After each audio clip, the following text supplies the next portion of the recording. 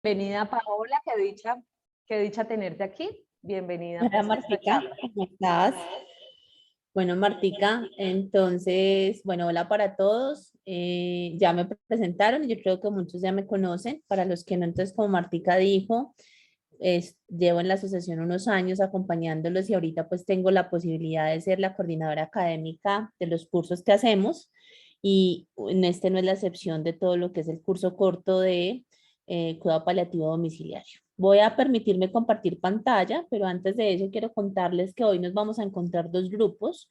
Por un lado tenemos a nuestros estudiantes regulares del curso de cuidado paliativo corto que están haciendo pues toda esta cursada en este ciclo en que estamos y nos están acompañando todo mi equipo de atención domiciliaria de cuidado paliativo y de salud desde el cafetero aquí en Manizales.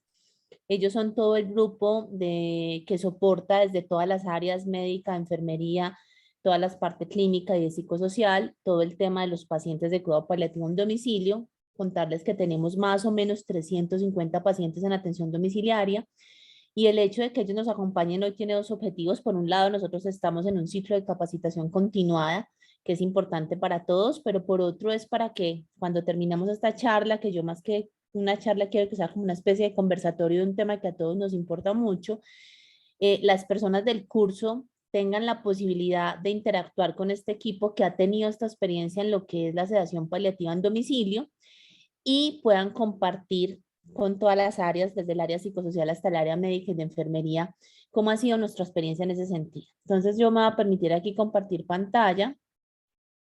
Ustedes me van a contar que la pantalla sí se esté compartiendo. Sí, Y doctor. perfecto. Bueno, entonces vamos a arrancar. Los que le pido el favor que quien tengan los micrófonos apagados o silenciados para que no tengamos eco. Entonces vamos a hablar de un tema que es muy importante y es el tema de sedación paliativa domiciliaria. Y hago énfasis en domicilio porque pues de sedación paliativa pudiésemos hablar muchas cosas. Pero pues lo que nos convoca hoy es hablar un poquito de cómo es ese ámbito domiciliario y como yo siempre les digo a todos, ya lo saben, los medios intramurales o los medios hospitalarios son medios contenidos, pero que además de eso son ambientes controlados. Pero la atención domiciliaria no es un ambiente controlado porque ahí estamos en el ambiente del paciente y de su familia, no en nuestro medio natural. No tenemos unas barreras arquitectónicas claramente construidas como si los tienen los hospitales, estamos en las casas de los pacientes. Y cuando hablamos de un tema tan álgido como es pensar en una sedación paliativa en domicilio, sí que tenemos que tener presente frente a qué estamos, cómo nos exponemos, las vías de acceso, la capacidad de mantener una sedación profunda, el acompañamiento familiar, el nivel cognitivo y tantas cosas de las que vamos a hablar para entender si realmente esto es posible o no. Y es que cuando hablamos de sedación paliativa nos pasa algo muy parecido a lo que nos pasó con el COVID. Y de esta experiencia al final yo creo que el doctor Juan Carlos y todo su equipo de psicosocial nos van a contar un poquito. Y es que en tiempos de COVID tuvimos muchos pacientes que se vieron, digamos, enfrentados o familias a que su familiar muriera en la casa, pero moría en la casa en unas condiciones difíciles, porque si ya de por sí se dar un paciente en casa es difícil, ya lo vamos a ver por qué. Cuando estábamos en tiempos de COVID, y esto acaba de pasar, la pandemia nos enseñó y nos mostró todos los miedos de las personas. Me voy a contagiar, qué va a pasar, qué va a pasar cuando fallezca, qué hacemos, a quién llamamos, y entonces este certificado de función, qué vamos a hacer si no lo podemos llevar al hospital. Y en esa época, solo por contarles, nosotros con el psicooncólogo, el jefe del área psicosocial de Biosalud y con todo el equipo que participó, publicamos este póster en CEPAL. Y básicamente lo que mostraba esto, que es lo que vamos a ver al final, es qué hacer, cómo lograr que los pacientes se mueran en casa en tiempos de COVID, pero no necesariamente de COVID, de otras enfermedades, teniendo en cuenta que los hospitales estaban muy llenos, que la puerta de ingreso era muy difícil, de por sí son difíciles, pero en esta época fue aún más. ¿Y qué teníamos que hacer para que la gente se sintiera segura, se sintiera tranquila, pero además que no solamente lo médico nos funcionara, la sedación estuviera al nivel de la escala RAS que queríamos, sino que además las familias se sintieran tranquilas, pudieran hacer un ritual de despedida, pudieran estar tranquilos viendo morir a su ser querido en casa y esperando en un proceso de sedación que la muerte puede venir en horas, en días o incluso en semanas. Entonces, digamos que solo por contarles un poquito que este equipo que tienen acá no hablo por mí, sino por el equipo completo, tiene una experiencia importante en este tema y para que puedan aprovechar la posibilidad que van a tener al final de hacerles preguntas con respecto a esto. Entonces, cuando hablamos de sedación paliativa, hay algo que es muy importante.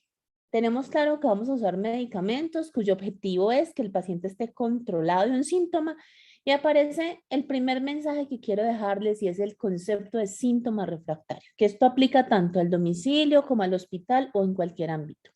Cuando tomamos la decisión de hacer un proceso o iniciar un proceso o hablar de un proceso de sedación paliativa, es porque estamos convencidos que ya agotamos los recursos prudentes para el caso particular del paciente y que no nos queda otro recurso al del cual echar mano, sino tener el paciente sedado bajo efectos de medicamentos sedantes para que esté tranquilo y si viniese la muerte, porque no necesariamente siempre viene en sedación, sea una muerte tranquila y en paz. Entonces, esto nos habla de que cuando tomamos la decisión de enfrentarnos en un domicilio, lo ideal y el panorama ideal es que sean pacientes que ya vienen en un proceso con un equipo domiciliario, que ya vienen haciendo un ejercicio juicioso de control de síntomas, de intervención familiar, de intervención de todo lo que se requiera desde psicología, psiconcología, trabajo social, nutrición, terapias, la parte médica, la parte especializada, y que ya se venga estableciendo un vínculo de confianza, un lazo de confianza con esta familia y se vaya explicando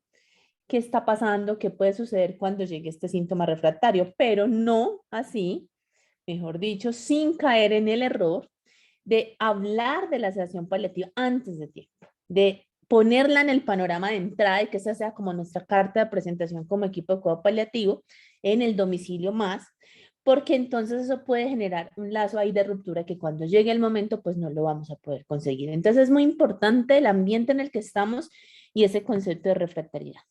Y es que hay que entender que la manera como nuestros pacientes de paliación evolucionan a la muerte no es el imaginario que antes teníamos o que tenía antes la gente. No hablo necesariamente de los que trabajamos en esto, sino de todas las personas que ven pacientes en los hospitales que luego van a ir a una atención domiciliaria. Y es pensar que si lo mando a cuidado paliativo domiciliario es porque mañana se le muere su paciente. O es porque lo estoy mandando para que en menos de unos días se lo estén sedando porque se va a morir y la frase típica de cajón de ya no hay nada que hacer, que no nos gusta y no la debemos permitir, porque al contrario, la manera de evolucionar a la muerte es esto que estamos viendo acá. Generalmente nuestros pacientes vienen en crisis. Tienen una crisis de disnea, tienen una crisis de vómito, tienen una crisis de dolor, tienen una crisis de ansiedad y depresión, días en que comen, otros en que no, otros en que sí, pero de esa manera, sea por enfermedades oncológicas o no oncológicas, cuando decidimos llevarlo al domicilio y ya tuvieron la posibilidad de hablar del tema y ver las charlas acerca de cómo es esa transferencia del hospital a la casa, cuando llegamos allí nos enfrentamos a esta realidad, unos periodos intercrisis donde el paciente mejora, empeora, y en esos periodos es que tenemos que estar preparados para cuando llegue ese síntoma que ya no se va a poder tratar. Ir preparando a al paciente sobre un posible final de vida, ir preparando a la familia cuando esto llegue y cómo son ese ambiente y cómo va a ser todo lo que vayamos a arreglar en la casa para que ese paciente esté acompañado y conjunto con nosotros se le tenga una excelente calidad de vida hasta que llegue ese momento. Pero aquí hay algo muy importante que hemos aprendido en el tiempo.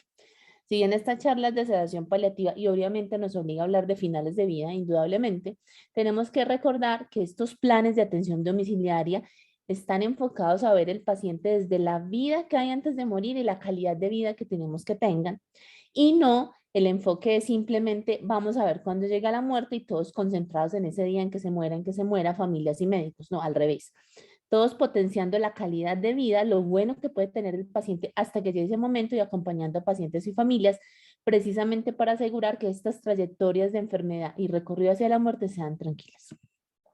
Y que es súper importante, tenemos que hacer como equipo, y esto es muy, muy importante en el área médica, tener esa claridad en relación a lo que es un síntoma refractario y un síntoma difícil, para no incurrir en el error de equivocarnos en un proceso de sedación o adelantarnos a ese momento o que las familias o los mismos pacientes tengan dudas si llegó el momento o no.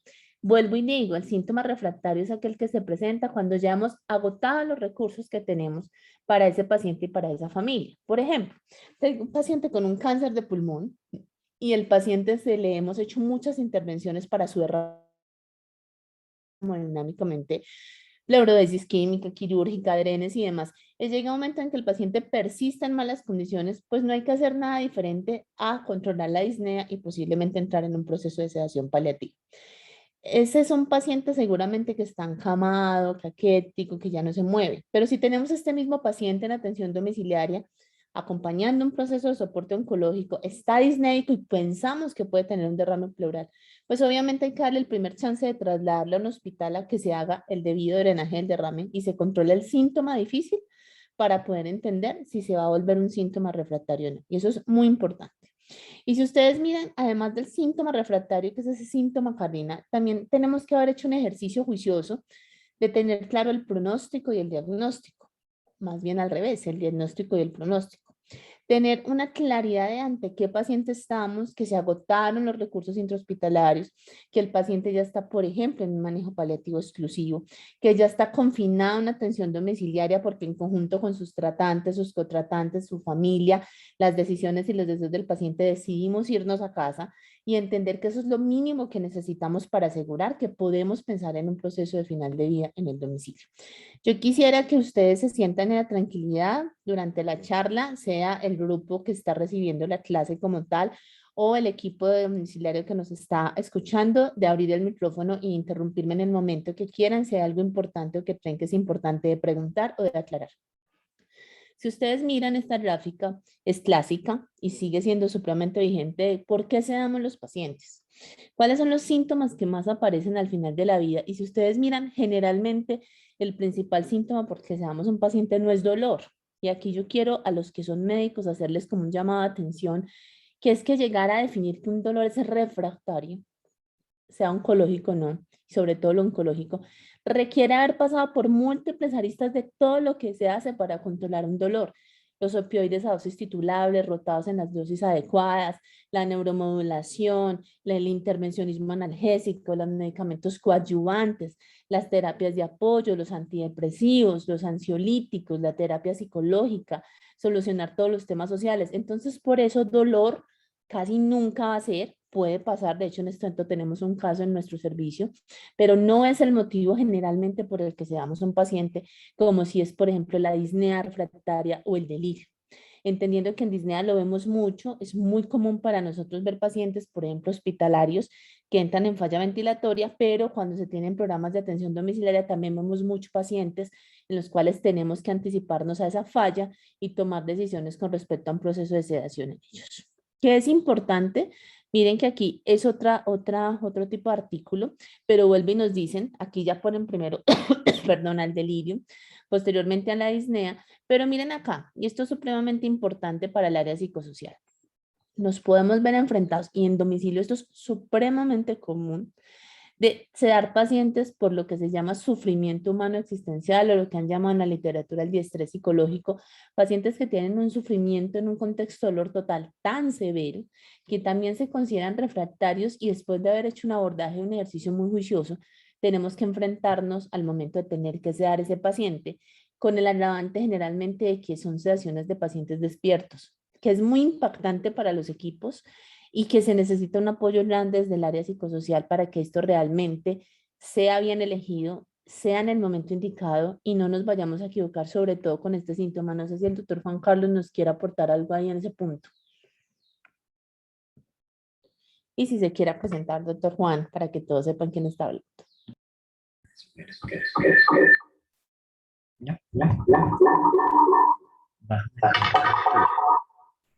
Tienen que apagar Buenas uno de tardes. los dos para que no haya retorno. ¿Me ven en este momento? Perfecto.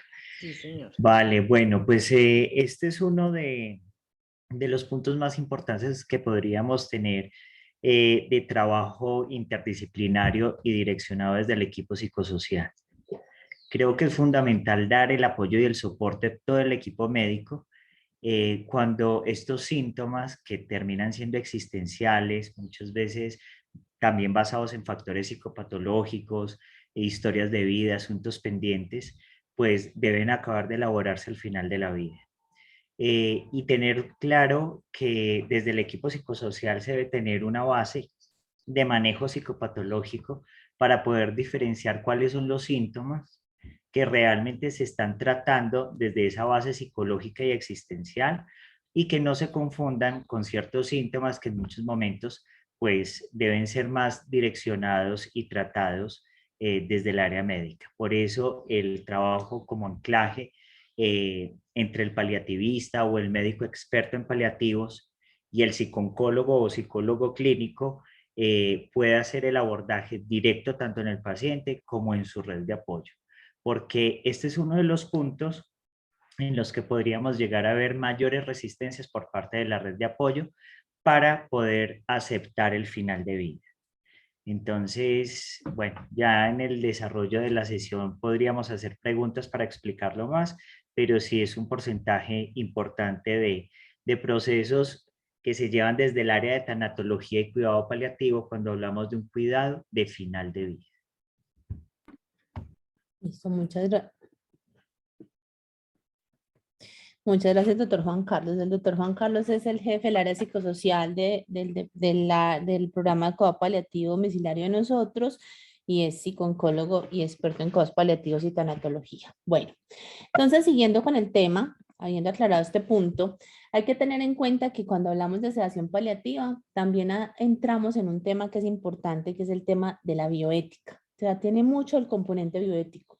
Y obviamente en cuidado paliativo los dilemas éticos son complejos, lo vimos a diario con las familias, pero siempre estamos enfocados en los clásicos de los principios bioéticos de la beneficencia, la no maleficencia, sobre todo en cuidado paliativo, la justicia y la autonomía. Pero cuando hablamos de cuidado paliativo, entran dos principios que son nuevos y fundamentales, que es el concepto de proporcionalidad, o sea, ¿qué es lo que yo considero que es proporcional para el caso de este paciente que tengo al frente? ¿Qué es lo que yo considero que es viable, que le puedo ofrecer y que puedo hacer y en qué momento estaría rayando en el exceso de tratamiento? Y este es fundamental, que es el principio del segundo efecto. Entonces lo vamos a ver ahorita, pero muchos de ustedes ahorita seguramente nos contarán sus experiencias. Han escuchado a familias decir es que la sedación paliativa es una eutanasia disimulada.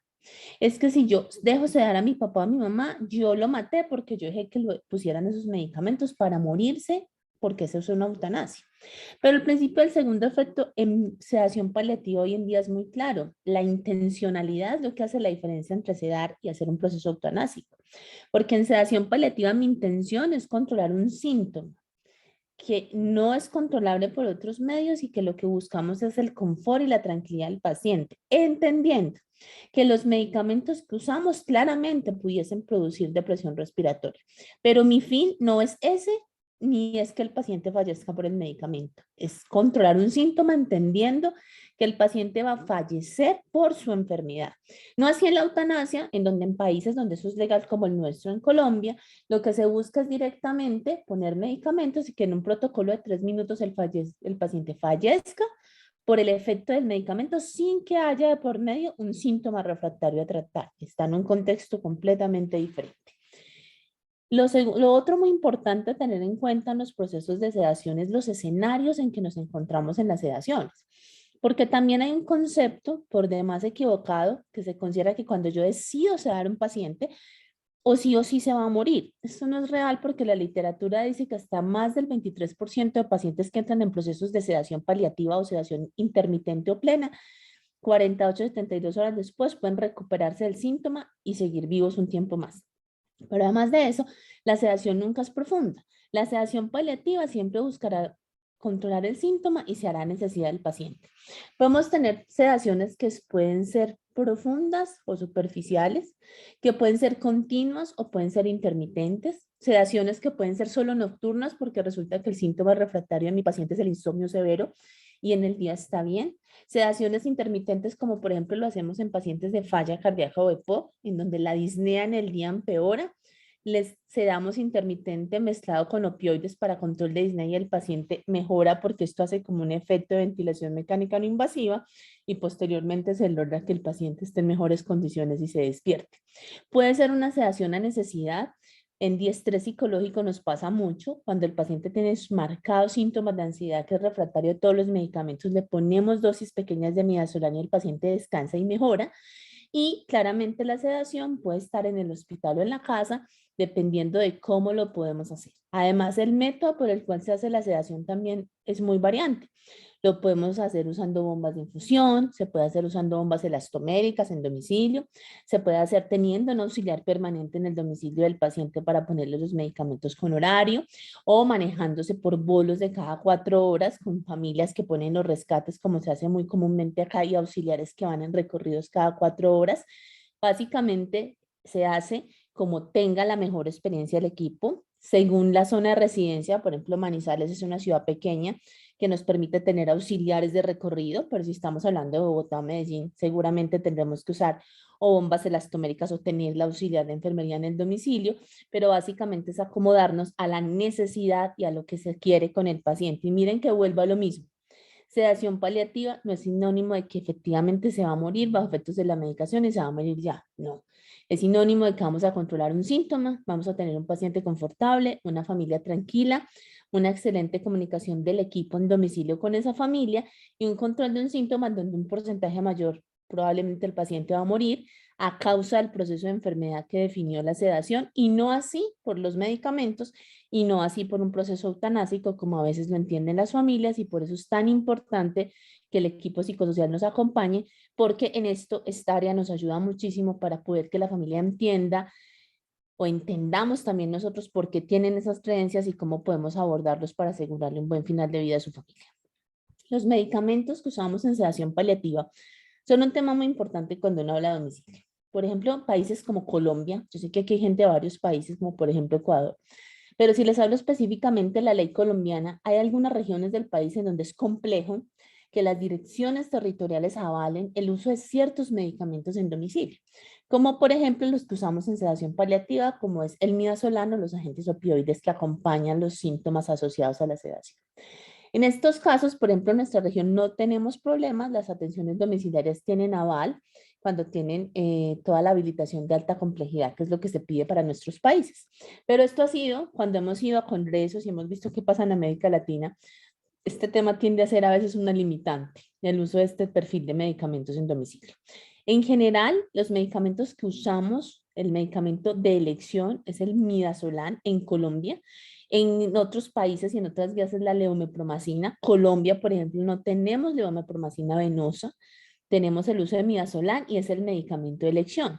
Hay otros medicamentos que usamos en segundas y terceras líneas, como por ejemplo usar desmetomedina o utilizar propofol, pero esos son como medicamentos que se van subiendo en las sedaciones cuando el paciente se torna refractario, no se logra el nivel de sedación que se tiene, o también según la disponibilidad que tengamos.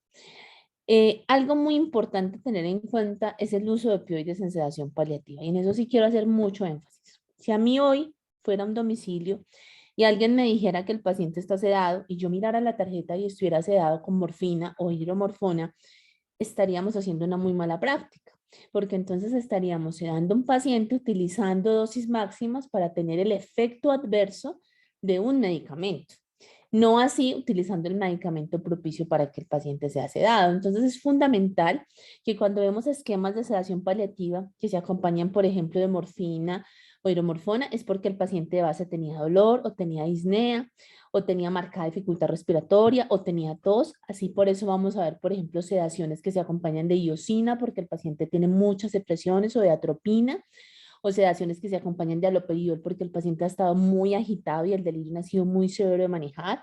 Pacientes en sedación que además del midazolam tienen esquemas de ácido tranexámico porque el motivo de la sedación fue un sangrado masivo, pero entendiendo que el medicamento de elección que sea el paciente son, por ejemplo, en este caso, la benzodiazepina tipo midazolam. Y no que nos quede como en la cabeza que vamos a montar un goteo de una benzodiazepina más un opioide más iosina y que este es el esquema de sedación. No.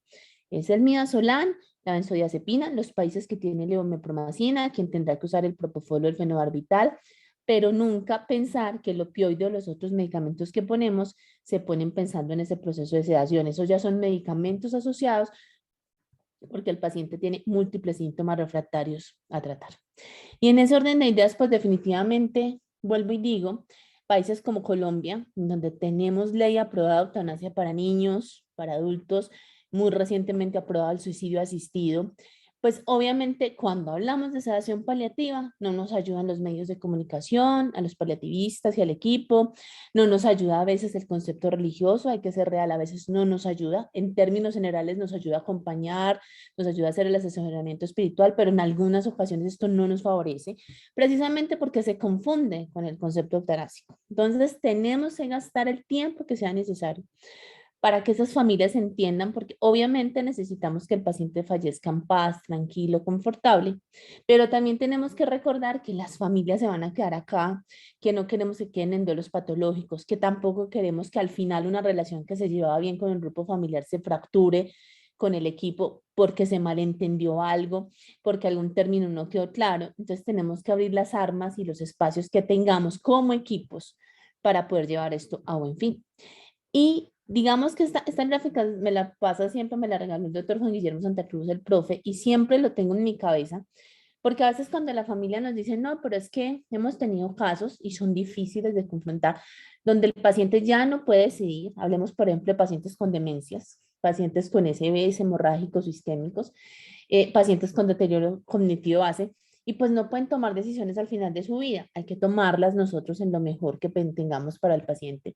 Y en ese orden de ideas nos enfrentamos a la necesidad de tomar estas decisiones en familias que nos dicen cosas como, pues que fallezca de manera natural, que se vaya naturalmente, entendiendo natural con disnea, con dolor, con secreciones, en malas condiciones. Entonces aquí es donde hay que entender que es que una cosa es, por ejemplo, el proceso de un paro respiratorio en donde yo voy a reanimar a alguien, pues porque el paciente tiene chance y va a salir, pero entender el proceso ya del morir, el proceso de morir donde uno se muere, nadie se muere con la presión normal, la gente se muere con la presión bajita, con la frecuencia muy alta, llenos de secreciones, se mueren deshidratados, se mueren con un aspecto que no es el mejor de ver. Entonces hay que ayudar a que esas familias entiendan que si bien ese es el proceso del morir, la diferencia de cómo lleguemos a ese proceso y cómo se hace el momento final es importante para esta persona que se va a ir.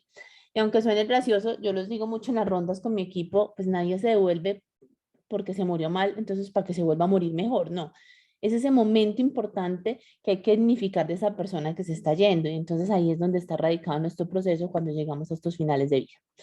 En ese orden de ideas y con todo lo que hemos hablado, y desde la experiencia que hemos recorrido en el ámbito hospitalario, en el ámbito domiciliario, de experiencias de otros países, de otros ambientes, de otros lugares, pues hemos querido como hacer una propuesta de lo que podía ser un protocolo de sedación paliativa en domicilio, que creo nos hemos ajustado a la realidad que tenemos nosotros local, obviamente y regional, pero que puede extenderse a otros lugares en donde se puede trabajar mucho en este tema. Y ahí, para poder construir esa propuesta, tuvimos o teníamos que pensar en varias cosas. Todo lo primero es que el proceso de la muerte, de llegar a un proceso de final de vida, de sedar un paciente, es un proceso multidimensional. Ahí no solamente juega la parte médica de definir que está hipotenso, taquicárdico, mal perfundido, neurológicamente inestable o con los exámenes muy mal y no vamos a hacer otra cosa, sino que además juega también un proceso de cómo venía esta familia, qué hemos hecho durante este proceso para llegar hasta acá, qué traemos de la personalidad de lo que traía el paciente atrás, de cómo han vivido esa familia, de cómo ha sido el relacionamiento con el equipo, de cómo está el ambiente, en cosas tan importantes como en dónde viven, ahí es un área de acceso o es un área rural, el paciente tiene un acceso venoso fácil o no, qué vamos a hacer a las 3 de la mañana si se descanaliza. Todas estas cosas hablan de la multidimensionalidad de tener un paciente muriendo en domicilio, pues porque es que en el hospital si alguien se descanaliza, pues hay una enfermera jefe 24 horas.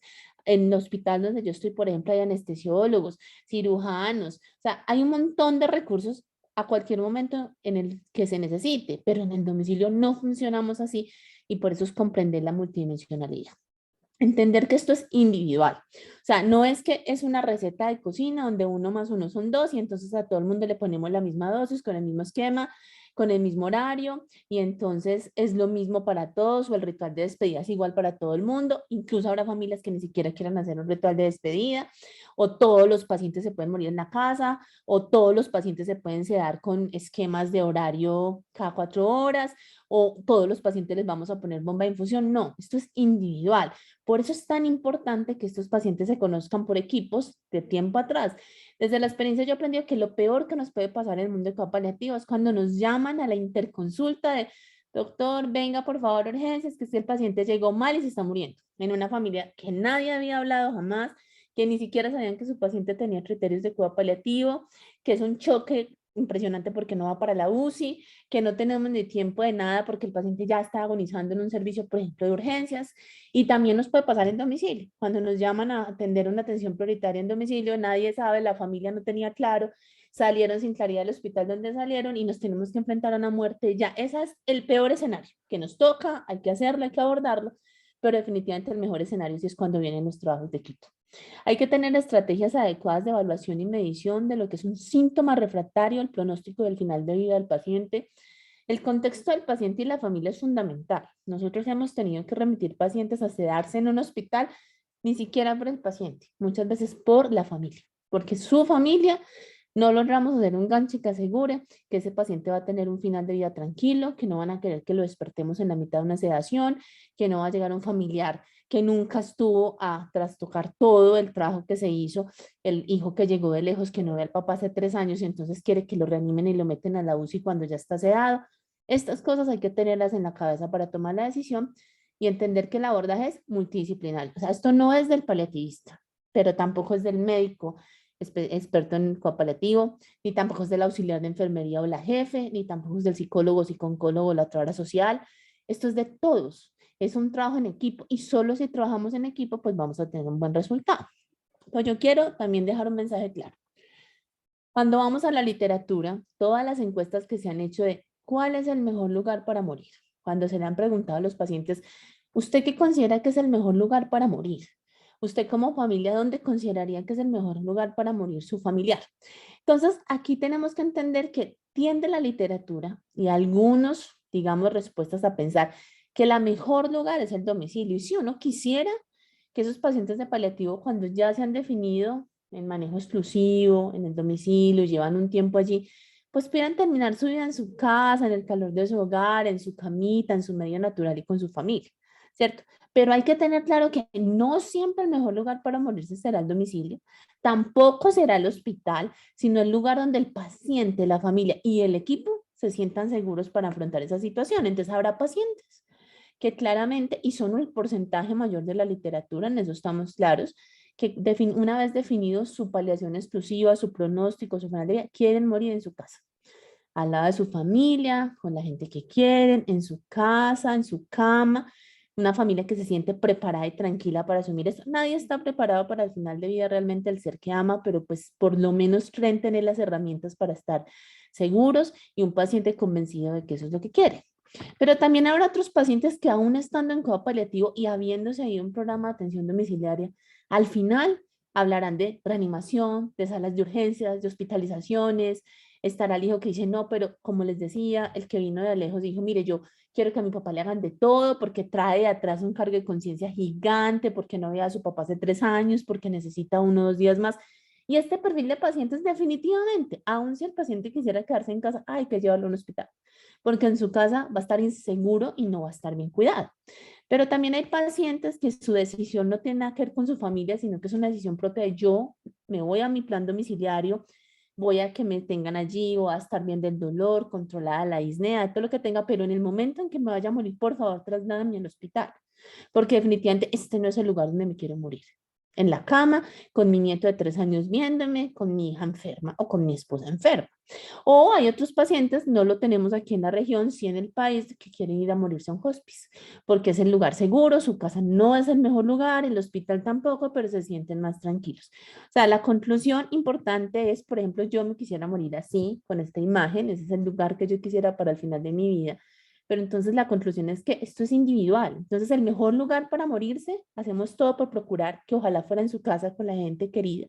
Pero si ese no es, también se vale pensar que el paciente no va a estar en una sedación paliativa domiciliaria y es un mensaje importante de elegir y definir muy bien qué pacientes podemos sí manejar en el domicilio. Y en ese orden de ideas, ¿qué tenemos que tener en claro? Primero, en el protocolo, haber hecho un ejercicio de planificación anticipada. O sea, tenemos claro el modelo de atención, la familia lo tiene claro, el paciente lo tiene claro, entienden de buena manera que el cuidado paliativo lo que hace es cuidar la calidad de vida y la vida hasta el final, pero también entienden que si llega ese momento final, haremos todo lo necesario, incluido pensar en la sedación para controlar los síntomas y que el paciente esté bien. Que ya el paciente y la familia tengan claro que como les puse en las imágenes de ahorita, su mejor opción es exclusión del medio hospitalario. O sea, quieren todo en su casa, con un final de vida en su casa. Contar con el recurso necesario, o sea, hay que tener el equipo de atención domiciliaria completo, la atención 24/7, las enfermeras que pueden ir a poner medicamento, los medicamentos, que no empecemos una sedación paliativa y por algún motivo tenemos 10 pacientes hoy en sedación paliativa de 350 de un programa y que se acabó el midazolam, por ejemplo. O sea, esas cosas no pueden pasar, porque entonces tendríamos que trasladar gente a un hospital, gente que ya está conciliada con la idea de morirse en su casa. Usar la medicación adecuada y con el medio adecuado, vuelvo y les digo, o bombas de infusión, o bombas elastoméricas, o la enfermera en la casa, o con horarios de poner los medicamentos dependiendo del lugar donde vivamos, qué tan grande es la ciudad y cuál es nuestro recurso o cuál es el tamaño y el alcance de nuestro plan de atención domiciliaria. Lo más importante, tener cuidadores. Y esto es fundamental. En COVID fue supremamente importante. Hablábamos de los elementos y protección y demás. Pero en este momento es cuidadores efectivos. Y voy a hacer énfasis en cuidador efectivo. No es que yo voy a ceder a este abuelito de 90 que vive con su esposa de 94, que no va a poder ni abrir la puerta para una hospitalización en casa. Seguramente ellos no son el perfil de paciente para sedar en domicilio. Tengo que tener un cuidador efectivo, juicioso, que está dispuesto a aprender a poner rescate si es necesario, que puede llamar a una línea de atención, que sabe manejar un teléfono, algo tan básico, que sabe manejar un chat y que realmente nos asegure las medidas de cuidado que ese paciente tiene. Tenemos que tener la capacidad de hacer visita médica diaria, o sea, esto es un seguimiento continuo, no es que yo fui, lo sedé y en 3 días vuelvo a ver si se murió. No, suena chistoso, pero podría concebirse así, ese no es el deber ser. Hay que estar todo el tiempo. Tenemos que tener todo el apoyo del área psicosocial para hacer toda la contención emocional que se requiera para poder acompañar ese final de vida de manera adecuada y tener claro qué vamos a hacer en el momento en que por algún motivo, algún familiar o el mismo paciente se nos salga de control y tengamos que tener una estrategia de contención emocional juiciosa. Estar muy presente de qué elementos tóxicos hay. Entonces vuelvo y digo, la vecina, la hija que llegó que no estaba, la parte, digamos, de un médico amigo, todo el mundo tiene un médico amigo que vuelve y dice si será que es una sedación o lo estarán matando. O sea, todo eso que puede llegar a hacernos daño y es un deber del equipo, incluso un auxiliar de enfermería que en un momento determinado fue a poner medicamento y escuchó una conversación donde un hijo estaba diciendo, venga, pero esto sí será esto, que tiene que poner en alerta al equipo y decir, mire, algo está pasando, doctores, hay algo aquí que no va bien, esta familia está intranquila, cada que venga a poner medicamento me dicen que si eso no será una eutanasia o que yo que le estoy poniendo, que porque estaba tan dormido, que porque no come y activar las alarmas para poder tempranamente entrar e intervenir esta familia y que no se nos salgan de control. La línea de atención es fundamental, poder hacer el certificado en casa también es fundamental. Para las familias es muy duro hacer todo este proceso, conciliar todo este proceso con nosotros y que luego tengan que irse a buscar en el hospital quién va a certificar el paciente. Tener todas las estrategias de atención al duelo que de pronto ahorita el grupo del área psicosocial de nosotros les contará un poquito. Tener un plan juicioso de seguimiento posterior a esa familia. O sea, nuestra historia con esa familia no termina hoy que se muere el paciente. Termina cuando se murió el paciente, les damos el tiempo que hagan todo el proceso, mandamos la carta de condolencia, estamos pendientes qué pasó con esa familia, se le hace toda la atención al duelo posterior y las remisiones o demás que se tengan que hacer a un área psicosocial, psiquiatría, psicología, si quedó algún problema o algún tipo de situación que hay que entrar a controlar en esta casa. Y obviamente cerrar el caso con el equipo mismo, en las juntas que se hacen, hablar de cómo terminó, qué pacientes fallecieron esta semana, cómo fue ese proceso de fallecimiento, hubo algún problema y retroalimentarnos entre todos, no solo en lo académico, sino también en el área de qué pasó con cada una de las familias como para estar tranquilos, porque luego, por ejemplo, en una ciudad como esta, que es pequeña, después nos los vamos a encontrar por todas partes, las familias nos van a ver y nos van a reconocer y la idea es que terminemos esto bien en un proceso juicioso, en un proceso de sedación en casa. Entonces, para concluir, hay que entender que la sedación paliativa es un procedimiento de alto valor. Es tan importante como reanimar a un paciente, como entubar a un paciente, como llevar a un paciente a la UCI. O sea, y es muy posible hacerla en el ámbito domiciliario. O sea, el ámbito domiciliario no está excluido de estos procesos. Pero para hacerlo se requiere entrenamiento, se quiere el equipo no solamente desde el área del conocimiento, sino también desde el área ya de ir al trabajo de campo, de tener el número de auxiliares que se requiere, de tener la línea al llamado, o sea, todo lo que esa familia requiere para llegar bien. Obviamente, se requiere todo el apoyo de lo que sean secretarías de salud, direcciones territoriales, las normas de cada país, de cada gobierno, para que realmente esto pueda ser real y no tengamos problemas por poner un medicamento o por llenar un certificado de función o estas cosas que a veces muy administrativas se nos ponen en el camino de lo clínico. Y entender que esto no es un mito, es una realidad. La época de la pandemia hizo, digamos que dejó muchas cosas buenas. El COVID no fue malo en general, porque nos enseñó muchas cosas. Y dentro de lo que más nos enseñó un cuidado paliativo es que el ámbito domiciliario es muy importante, que el domicilio reguló muchas cosas en esa época, que el domicilio apoyó muchos procesos en esa época y que hoy por hoy que la pandemia ya se considera pasando, tenemos que entender que todo eso que aprendimos ahí lo tenemos que poner a favor de estos pacientes de cuidado paliativo que tanto lo necesitan. Entonces, digamos que esto es lo que yo les quería contar de una clase que ustedes ya habían visto, pero que pidieron volver a tener como este acercamiento. Y ahí yo dejo como abierto el micrófono para, o nos pueden por chat, no sé, Martica, si estás pendiente, preguntas, comentarios o dudas que tengan con respecto a este tema. Yo voy a dejar de compartir pantalla. Bueno, aquí en el chat teníamos una pregunta de la doctora Marta Peña, que es del Instituto Roosevelt. No sé, doctora, si usted quisiera abrir su micrófono y hacerla directamente. Buenas tardes, doctora Marta. Sí, señora. Perfecto. Buenas tardes. Gracias, buenas tardes. Doctora, frente a los pacientes de enfermedades neurodegenerativas de tipo neuromuscular, como la esclerosis lateral amiotrófica, es muy difícil este límite de la sedación, porque así se haga la sedación correctamente, es decir, no con opioides, no con morfina, sino con benzodiazepina, inclusive con neurolépticos orales. O sea, hago bien la sedación.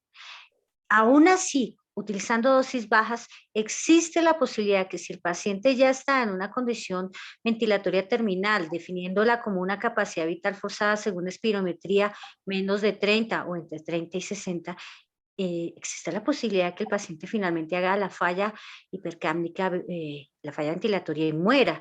Entonces quería saber su concepto respecto a la sedación de los pacientes de ELA en esta condición. Bueno, digamos que son pacientes con los que también ya hemos tenido alguna experiencia y a ellos les aplica definitivamente, y esto hemos tenido discusiones en otro ámbito, incluso les aplica exactamente lo mismo el principio ético, el segundo efecto. Ellos son los pacientes, probablemente los neurológicos, ELA y otros, donde más se van a ver abocados probablemente a tener un proceso de falla ventilatoria por el medicamento.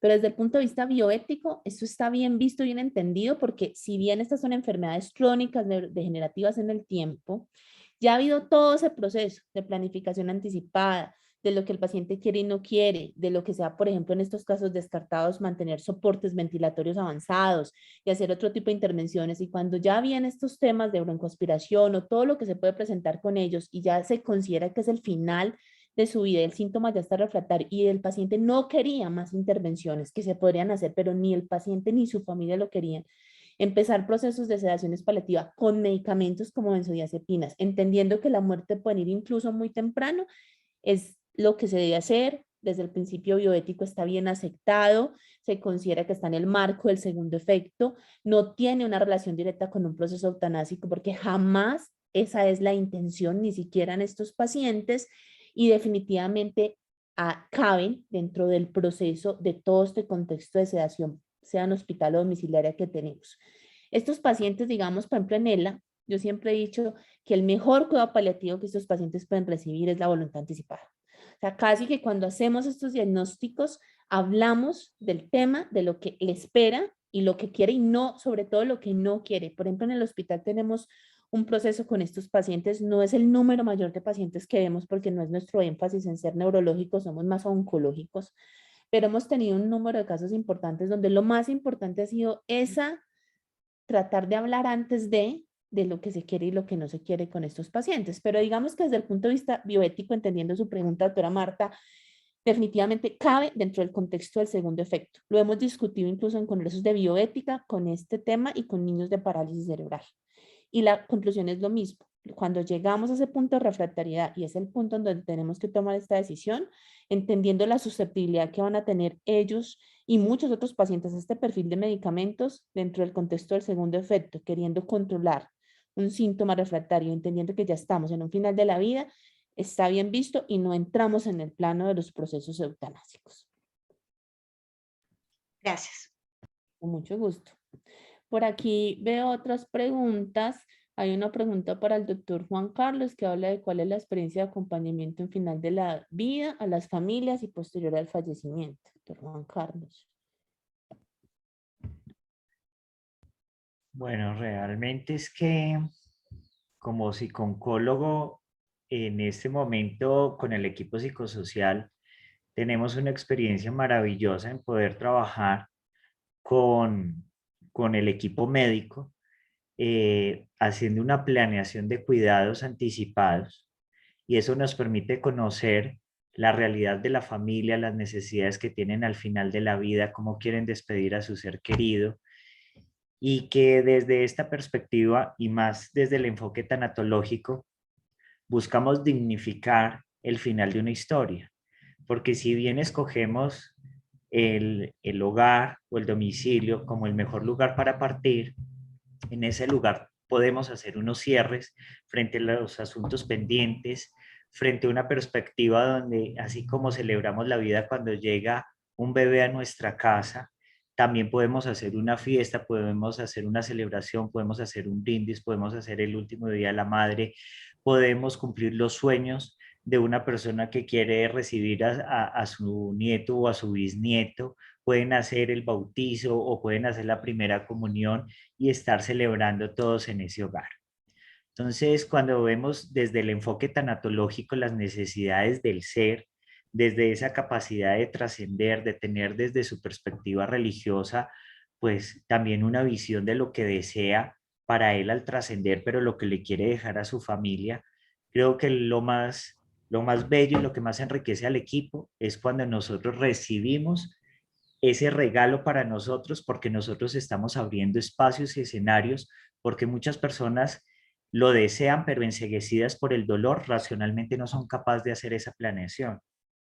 Y en muchos conceptos teóricos, pero también viéndolo desde la práctica, los equipos, tanto médicos como en equipo interdisciplinario, como lo hacemos al final de la vida, terminamos siendo esa conciencia de las familias y de los pacientes para poder hacer cierres sanos.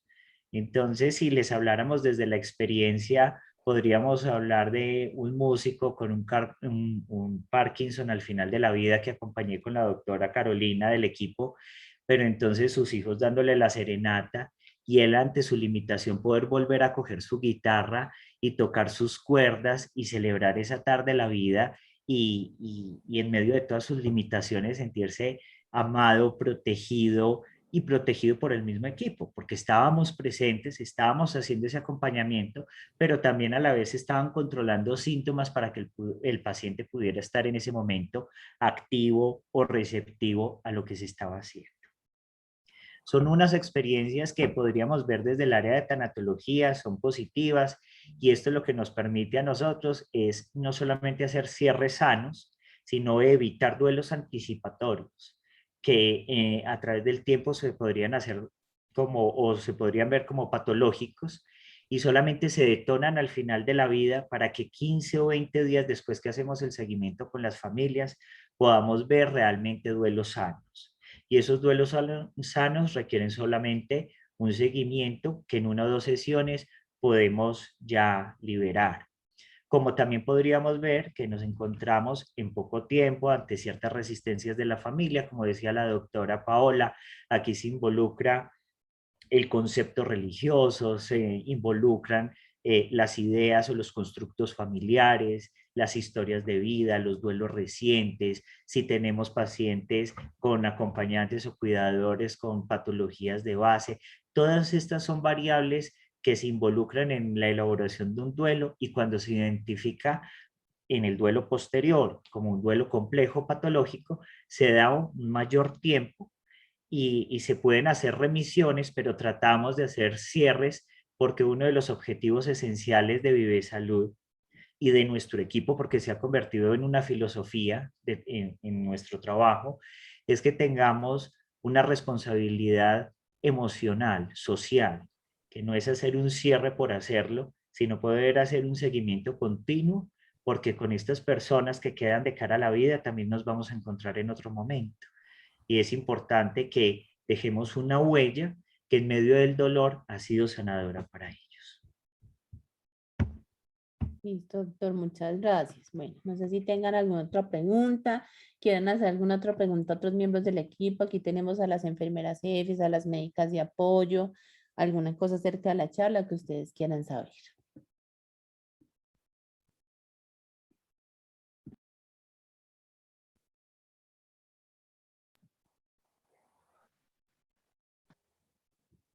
Todos muy callados, entonces o quedó muy claro o se me durmieron.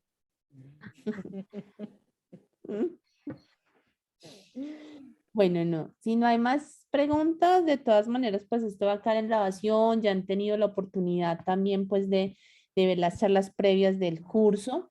Contarles que para Socupag específicamente estamos muy contentos con lo que hemos logrado como con este tema de este curso corto de atención domiciliaria porque somos unos convencidos que es un ámbito en el que hay que trabajar mucho en este país y en Latinoamérica. Y lo otro muy importante es recordarles que más o menos para octubre vamos a estar haciendo el lanzamiento del primer diplomado, ya no un curso corto, sino diplomado multidisciplinario avalado por universidad en conjunto con Asocupap de atención de específico y va a ser el primero que tengamos en el país y uno de los primeros en América Latina sobre un diplomado específico en cuidado paliativo domiciliario, al que obviamente todos están muy invitados. Hay una última pregunta acá, que es todo el entrenamiento desde enfermería de las familias. Entonces yo quisiera saber si de pronto la jefe Diana Martínez nos está acompañando por acá, pudiese abrir el micrófono y le cuenta un poquito a las personas que nos acompañan cómo hacemos esa educación familiar, esa preparación, no solo en sedación paliativa, sino en general, en todo ese uso de medicamentos por catéter subcutáneo y cuando tienen que poner rescates de midazolam y demás a las familias en domicilio. La jefe Diana estará por acá. Sí, doctora, buenas tardes a todos. Bueno, les comento que nosotros en el domicilio lo que hacemos es que los pacientes cuando ingresan, pues la primera persona que va al domicilio es la médico. Después de que la doctora o el doctor va al domicilio, la enfermera jefe se desplaza al domicilio y nosotros realizamos la educación a los pacientes.